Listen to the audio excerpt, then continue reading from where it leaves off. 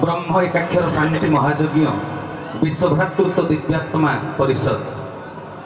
ओम नमो भगवते जदुनंदनाय सुकांति सुदाय चरमनाथाय केशवचंद्राय। ब्रह्म एकाक्षर शांति महायज्ञ स्थान रंजागोड़ हिंदोल ढेंकानाल। मार्गशीर शुक्ल पक्ष गोमती एकादशी रेवती मीन बिछा 26 दिन पंडित वासर ठारू पंडु पूर्णिमा मासांत मृगशिरा वृष बिछा 30 दिन आदित्य वासर पर्यंत। इंग्राजी तारीख 11/12/2024 बुधवार ठारू तारीख 15/12/2024 रविवार पर्यंत। विश्वभातृत्व दिव्यात्मा परिषद अच्युत गौतम संघ क्षितिज्योति आश्रम स्वर्णक्षेत्र महांगा कटक। ओम नमो भगवते केशवचंद्राय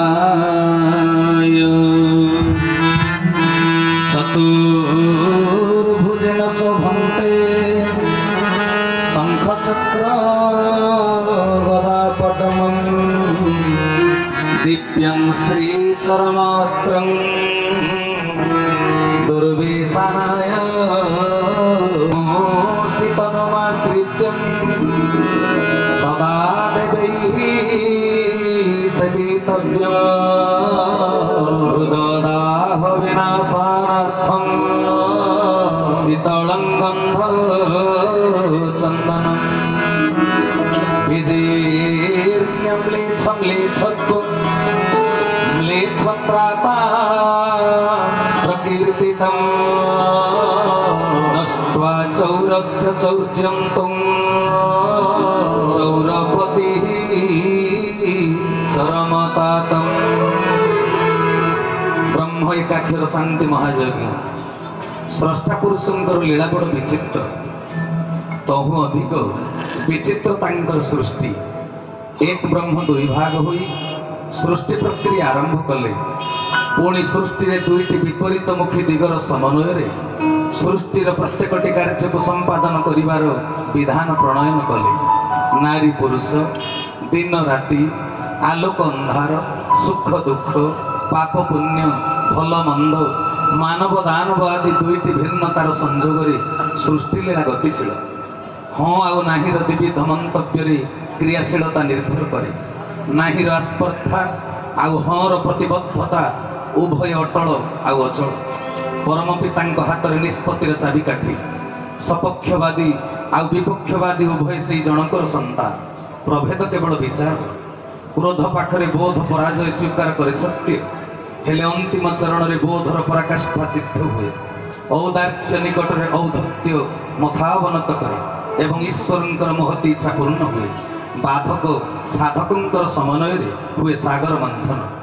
घोर कलिकालर घड़ीसंधि मुहूर्त। अधर्मर राजती चलता बेले धर्म को बंचाई रखा एत सहज साध्य कथा नुहे। त्रेतया संस्कृति से दिन कुलगुरु वशिष्ठ राजा दशरथ को पचारे श्रीरामंकर राज्याभिषेक सीना समस्त आयोजन शेष हो जाइछि हेले श्रीराम को एक जनाई सारी तो। राजा दशरथ कहले श्रीराम पुओ उपरे मोर प्रगाढ़ विश्वास एवं भरोसा अछि। मो कथा उपरे से कथा कहिबो कि मोर कौनसी प्रस्ताव से राजी हेब नाही एपरि संदेह ताको करा जाई न पारे। तथापि हे गुरुदेव आपण निजे जाई श्रीराम को वार्ता कहि दियंतु। महर्षि वशिष्ठ कहिले महाराज आपण पिता आपण निज पुत्र को राजा करिवे तेणु आपण अधिकार साब्यस्त पूर्वक पुत्र को राज्य अभिषेक वार्ता देवा समीचीन हेब। पुनश्च राजा दशरथ कहिले हे मोर मार्गदर्शक कुल पुरोहित वशिष्ठ श्रीराम हेउछि धर्म धुरंधर। मु बंची थाउ थाउ से राजा हेबाकु केबे भी पसंद करिबो नाही। पिता प्रेम रे वशवर्ती राम मो कथा को भक्ति और सम्मान कौशल प्रयोग करी मना कर दे पारे हेले भारतर महान परंपरा अनुरक्त राम कुल पुरोहित कथा केबे अस्वीकार करि परिबो नाही। सतको सत से दिन परमात्मा भगवान श्रीरामचंद्र कुलगुरु वशिष्ठ कथा को निर्विचार निर्विवाद शिरोधार्य करथिले। कलिजुगर आज भगवान श्रीरामचंद्र से महान आदर्श अनुप्राणित सदात्मांकर अभाव असत्य रास्पर्धा करे सत्य संकुचित अहंकार बड़पणिया पाखरे उपदेष्टा कुल पुरोहित परास्त स्वेच्छाचारी शिष्य पाखरे आशावादी गुरु नैराश्यर तीव्र दंशन मर्माहत विज्ञ बोलाउथिबा परम सत्य संबंध रे अज्ञ व्यक्ति आज यज्ञ तापाई उपेक्षित कोटि बाधा विपत्ति और प्रतिबंधक सत्वे निष्ठापर धर्मात्मा गणों द्वारा एवं भी धर्म बंची रही व्यक्तिगत मान मर्यादा को जलांजलि दे गुरु वाक्य को सत्य परिणत करी शांति प्रतिष्ठा लक्ष्य एवं भी गुरुनिष्ठ शिष्य मान द्वारा ईश्वर उद्देश्य पूर्ण हो चली धन्य से विचित्र विंधाणी धर्मकर्ता परमेश्वर नाची नचाई समस्त अगोचर विधि निर्दिष्ट कार्य गुड़िक कर समस्त मत मंतव्य भावना और विचार ऊर्ध्वे थी अंगुली निर्देश सकल सत्कर्म गुड़ी को संपादन कर लीला क्षेत्र में विपक्षवादी और सपक्षवादी मान को क्रीडनक सजाई हसी हसी खेल देखुंट आज पवित्र भूखंड रंजागोल धरणी में जो ब्रह्म एकाक्षर शांति महायज्ञ अनुष्ठित होउछि तार रहस्य अति गोपन एवं अगम्य सत्य सर्वदा सकत आवरण मध्य लुकायित साधनार अभाव सत्य को दर्शन कर पारुनथिबा जीव संदेह और विश्वास भितर जर्जरित चंद्र ठार दूर रे थाई चंद्रर आयतन और कार्यकारिता विषय टिप्पणी देवा अज्ञतार परिचय चंद्रर निकटवर्ती हेले तार शीतल ज्योत्स्ना को अनुभव करने संगे संगे स्पष्ट धारणा अर्जन करने संभव हो पारे जो माने निजर साधना बल अनुष्ठित यज्ञर कार्य कारण को भेद कर पारिथिले आसंतु श्री मानक आप्तवाणी को समीक्षा करी यज्ञर महत उद्देश्य को बुझेवा और निज को परमार्थ परम स्रोत सामिल करी धन्य होगा। आज को प्राय 600 वर्ष पूर्वे उत्कल आध्यात्मिकतार एक सुवर्ण जुग भोग होउथिला जहाकु पंचसखा जुग बोली मध्य कहा जाए धर्मानुगत राजा गजपति प्रताप रुद्र देवंकर राजतीर समय निर्विकल्प समाधि जोगरे विलीन साधक गण परमात्मा सह भाव जगत एकत्र हुई जहाँ ज्ञात होते से सबको तालपत्र और लेखनी साहाय्य लिपिबद्ध कर रखिंट अवतार क्षेत्र उत्कल माटी धर्म संस्थापनार बीज बपन करने केते बेले केउ स्थान रे धर्मानुष्ठान संपादित हेबो तार भविष्यवाणी प्रकाश करिसंती पंचसखांक मध्य अन्यतम महापुरुष अच्युतानंद तांक स्वरचित भविष्य परार्थ मुनिकल्प मालिका पृष्ठ उल्लेख करिसंती कैलासरे हर बसी दिन गणुथिबे कैलासरे हर बसी दिन गणुथिबे देवगणे निजे प्रभु निर्देश करिबे एकाक्षर पंचाक्षर भेट हेब राम षोलमंडल भक्त अच्युतिर काम सामवेद मुंडे चारि अंक कुठइब अथर्व वेदर दुई गुण बुझिब पशु अंके चतुर्थी तिथि को मिशा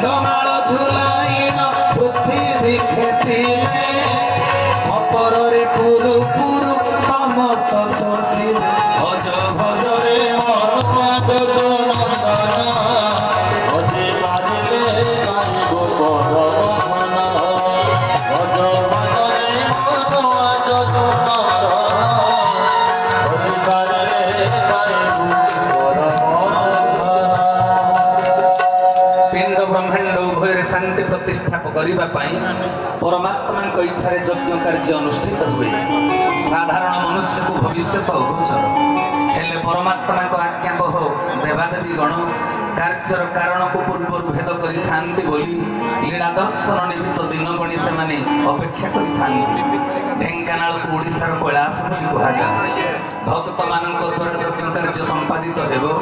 ଉକ୍ତ ଲୀଳାକୁ ଦର୍ଶନ କରିବା ପାଇଁ କପିଳାସରେ ଦେବଗୁରୁ ଉମାପତି ଶିବ ଶଙ୍କର ଅପେକ୍ଷା କରିଥିବେ ଏବଂ ମର୍ତ୍ତ୍ୟପୁରୀର ଭକ୍ତଗଣଙ୍କୁ ଉକ୍ତ କାର୍ଯ୍ୟରେ ସହଯୋଗ କରିବା ପାଇଁ ଦେବଗଣକୁ ନିର୍ଦ୍ଦେଶ ଦେବା କଥା ମହାପୁରୁଷ ଉଲ୍ଲେଖ କଲେ। ଦେବତାମାନଙ୍କ ସହଯୋଗ ବିନା ଦେବ କାର୍ଯ୍ୟ ସମ୍ପାଦନ ହେବା ଅସମ୍ଭବ। ତତ୍ପଶ୍ଚାତ କହିଲେ ଏକାକ୍ଷର ପଞ୍ଚାକ୍ଷର ଭେଟ ହେବ ରାମ, ଅର୍ଥାତ୍ ଭଗବାନ ବିଷ୍ଣୁ ଓ ଜ୍ଞାନ ସ୍ୱରୂପ ଶିବଙ୍କର ଏ କ୍ଷେତ୍ରରେ ମହାମିଳନ ହେବ।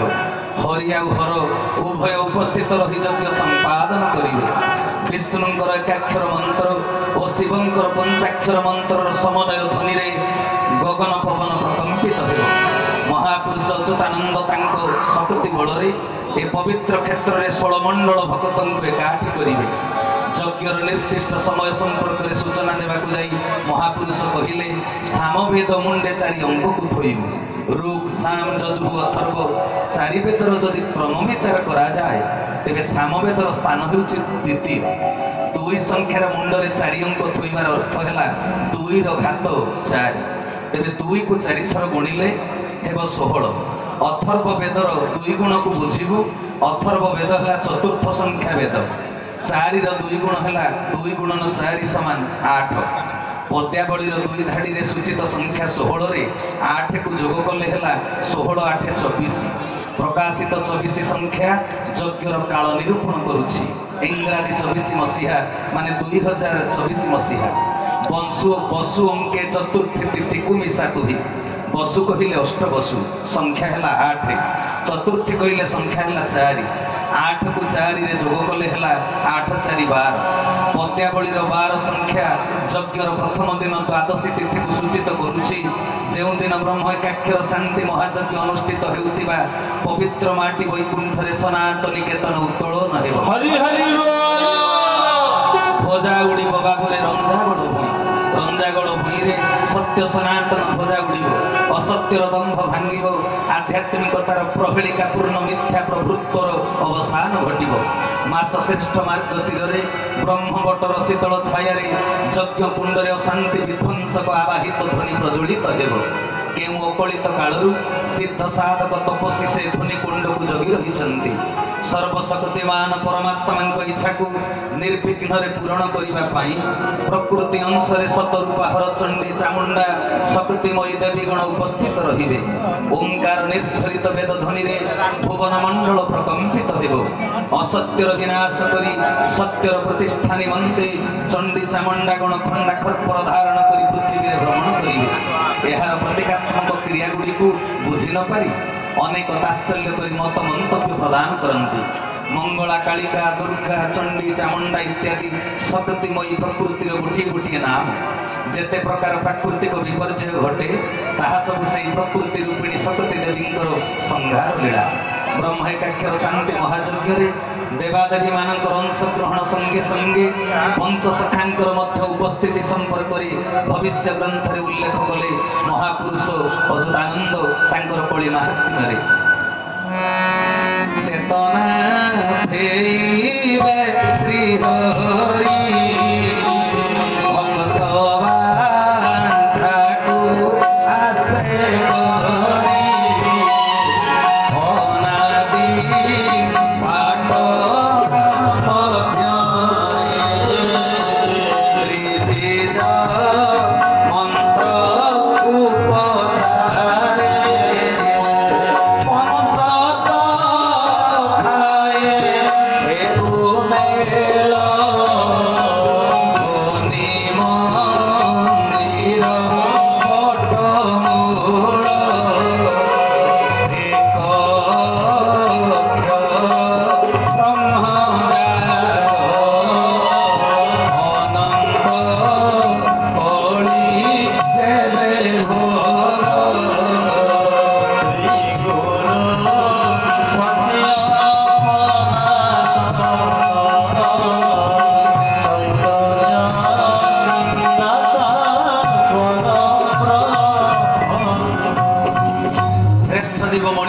चेतना हजाई नरक पत्थर जाते धर्म संस्थापन बाधक साजिबा धर्म विपरीत व्यक्ति मानकर चेतना फेरिब बोली उपरकृत पद्यावली प्रकाश करा जायछि। भक्त मानकर आकुल प्रार्थना को रक्षा करी प्रभु अनादि पाटण लीला संपादन करेंगे। अनादि पाटण कहले ढेंकानाल जिला को बुझाए जार आदि नहीं सी अनादि अर्थात निर्गुण परमात्मा। परमात्मा मूल स्वरूप है अव्यक्त अनादि निर्गुण निराकार विदेह। धर्म संस्थापन पाई प्रभु देहवंत हेले चिरंतन मूल स्वरूप अनादि अणाकार निराकार मतवाद प्रचार केन्द्र हेउची महिमा पीठ ढेंकानाल जोरंदा गादी। तेणु ढेंकानाल हेउची अनादि पाटणा जेउठारे एकाक्षर रूपांतरित त्रिबीज मंत्र उपचार उपयोग हेब। क्लीं क्लीं श्लीं त्रिबीजर नाम रूप हरि राम कृष्ण संबलित महामंत्र ध्वनि रे अनादि पाटण कली कलमश धौत हेब। सूक्ष्म सूत्रीय शक्ति प्रदान करने यज्ञ कुंड ध्वनि मंदिर ब्रह्मवट छाया पंचसखा मिलित हेबे। ब्रह्म एकाक्षर शांति महायज्ञ को दर्शन करी महापुरुषगण सत्यर बीज बपन करेंगे। कलिजुगर अंतिम चरण और सत्य जुगर प्रारंभ ये अनंत जुग भोग होउथिबा बेले अनुष्ठित ब्रह्म एकाक्षर शांति महायज्ञ जीव हृदय राज्य आनंद खेलाइबार सामर्थ्य वहन करे। ब्रह्म एकाक्षर शांति महायज्ञ अनुष्ठित होउथिबा पवित्र भूमि ढेंकानाल रंजागड़ जुग परिवर्तन साक्षर वहन करने कथा पुनश्च महापुरुष स्वरचित सिद्धांत गुजरी टीकार उन्मोचन कर रंजागड़ ढेंकानाल हे सत्य प्रमाण। रंजागड़ ढेंकानाल हे सत्य प्रमाण। पुणी खोलिब तहि यज्ञ हेब जाण। पुणी खोलिब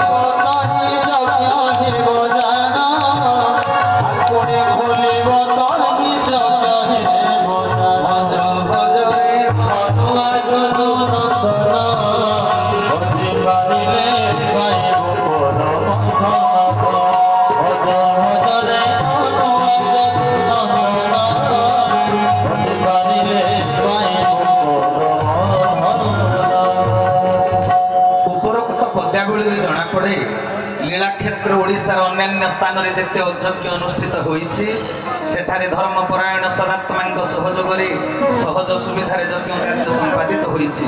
हेले हिडिंबी राज्य हिंदोल सनातन सत्य को उन्मोचन करने सतत ढांकुणी को खोलिबा कठिन व्यापार। साधारण मनुष्य को द्वारा ये ढांकुणी खोलिबा असंभव। तेणु प्रभु तांकर पारिषद प्रेरण कर ढांकुणी खोलिबार व्यवस्था करिसंती।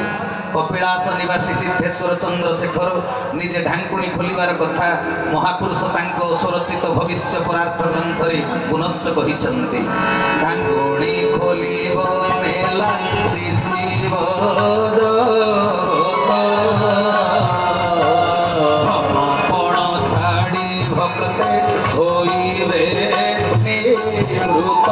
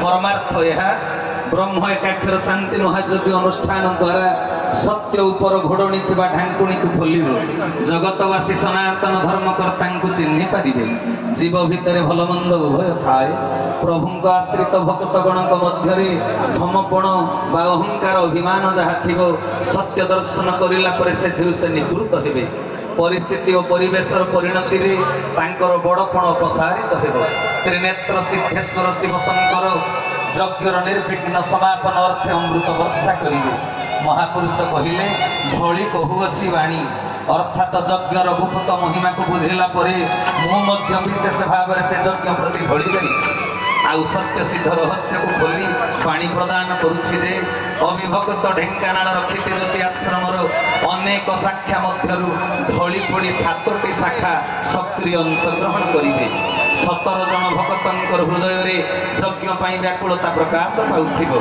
एमानक व्यतिरेक 25 जन कैवल्य अंग सदात्मा यज्ञ संपादन पाई अदृश्य रे थाई सूक्ष्म भाव रे अधर्म सहित लड़ाई करुथिबे एतद व्यतीत समग्र उत्कल भूखंडरू अपर्याप्त सनातन सैनिक अकलन भक्त समूह तनु मन धन दे यज्ञ सहयोग करुथिबे खेती ज्योति आश्रम सिद्धपीठ मानक यज्ञर शुभ कामना करी 8000 प्रदीप प्रज्वलन हेब महापुरुषों लेखा अनुजाई यज्ञर पूर्णाहुति परे जेतेबेले पौष मासर लग्न स्पर्श करिवो सेदिन यज्ञ संपादन पाई बर मागिथिबा सिद्ध साधक परम जोगी असीम शक्तिधर उग्र तेजा ऋषि महाबली आसी यज्ञ स्थल को दर्शन करिवे ऋषि महाबली जीए सत्य जुगरे पात्र सिद्ध त्रेतयारे प्रीति श्रुत द्वापर रे भक्तर नेत्र ऋषि नाम रे तपस्या करिवर भिक्षा करिथिले यज्ञ लीला दर्शन करिबा पाई अनुगुल छेंडीपदा पाटकुमुंडा ग्राम रे अनुष्ठित होइतिबा विश्व शांति महायज्ञ स्मरणिका रे प्रकाशित से आसी यज्ञ स्थल को दर्शन करिवे पुनश्च द्वापर जुगरे गोपी मानक मध्य कृष्ण प्राण अनामधेया कुमुंडा की कली जुगरे नारी अंगरे जन्म लाभ करी पुनश्च पुरुष शरीर प्राप्त होई आज यज्ञ अनुष्ठित होइतिबा पवित्र भूमि रे तपसाधना करी वर प्राप्त होइथिले तांकरी कामना पूर्ति पाई आज यज्ञ अनुष्ठान उत्सर्गीकृत साधक उग्र तेजा महामानव यज्ञ स्थल दर्शन कला परे कामना पूर्ण उल्लास रे नीति अनीति पाप पुण्य भल मंदर तर्जमा करी फल प्रदान करिबा पाई काल को निवेदन करिवे जुगे जुगे सत्य धर्मर समालोचना और धर्म कार्यर विरुद्धाचरण होई आसीछि आसुछि आसुथिबो ब्रह्म एकाक्षर शांति महायज्ञ क्षेत्र रे घटना रे कोनोसी विचित्रता नाही हेले अति अल्प समय मध्य यज्ञर बहुल विधि विधान परिसर पाई समस्त व्यवस्था करिबा मर्त्यर साधारण मनीष पक्षरे संभव नहे ए महत कार्य को संपादन करिबा पाई सूक्ष्म रे केउ माने उपस्थित होई दायित्व निर्वाह करिवे महापुरुष तांको स्वरचित भविष्य परार्थ रे मध्य उल्लेख करिछथि चारि जे अष्टमे ताल संगे घेनी चतुर्दश भुवनर बारता जानिबो चौषठी सिद्ध पुण्यांभर धारिणी चार प्राय होई आम्भे फुलिबो धरणी चाहि न रहिबे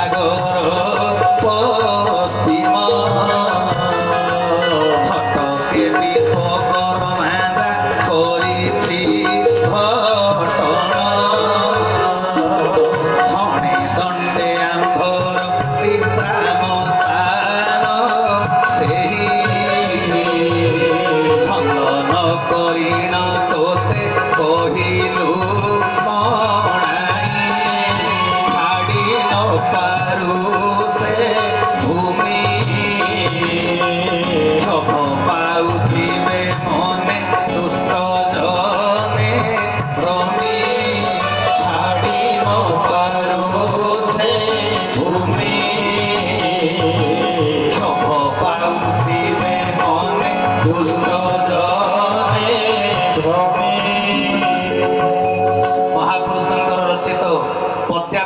परमार्थ अनुसार चतुर्दिगरु सनातन सारथी मानकर आगमन हेब। प्रभु शिवशंकर निजे अष्टवेताल संगे उपस्थित रहिबे। 14 भुवन रे यज्ञर वार्ता निनादित हेब। निर्विघ्न रे यज्ञ संपादन करिबा पई 64 सिद्ध योगीगण भालेणी करुथिबे। प्रभुंक निर्देश रे धर्मानुष्ठान रे विनियोग अर्थ राशि निमंते उत्कल धरणी रे कोणे अनुकोणे भक्त शिष्य अनुगत आश्रित साधक माने दूत भावे अनुप्रेरित होइथिबे। नकारात्मक विचार रखिथिबा व्यक्तिंको दृष्टि